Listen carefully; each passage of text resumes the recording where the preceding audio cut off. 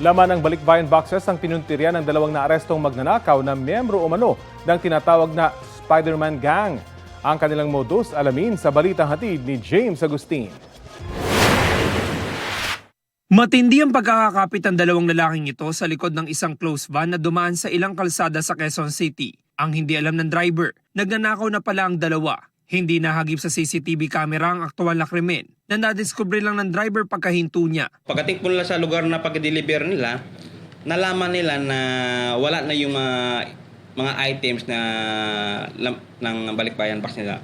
So agad sila nag-report sa atin sa police station para humingi po ng police assistance. Sa follow-up operation ng Laloma Police, naaresto sa Navotas ang dalawang suspect na miyembro umano ng tinatawag na Spider-Man Gang. Nabawi sa kanila ang mga ninakaw na items kabilang ang sapatos, appliances at office supplies na nagkakalaga ng mahigit 100,000 piso. Ang modus po nila ito po ay nag-aabang po ng mga delivery truck o mga container van.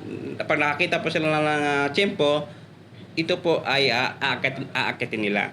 So usually po nag-aabang po sila sa mga stoplight. So once no po huminto po itong truck na ito, agad po silang isasampa. Ayon sa QCPD, dati nang nasangkot sa pagnanakaw ang mga sospek. Pero hindi raw natutuloy na masampahan ng reklamo dahil umuurong ang mga biktima. Ngayon naharap sila sa reklamong theft. Krimeng inamin naman ng dalawa. Dahil po sa pangangailangan.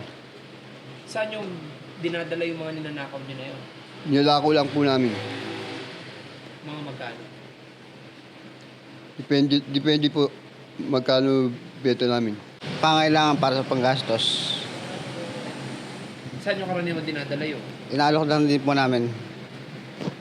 Patagal nyo na ginagawa yan? Ayun lang po.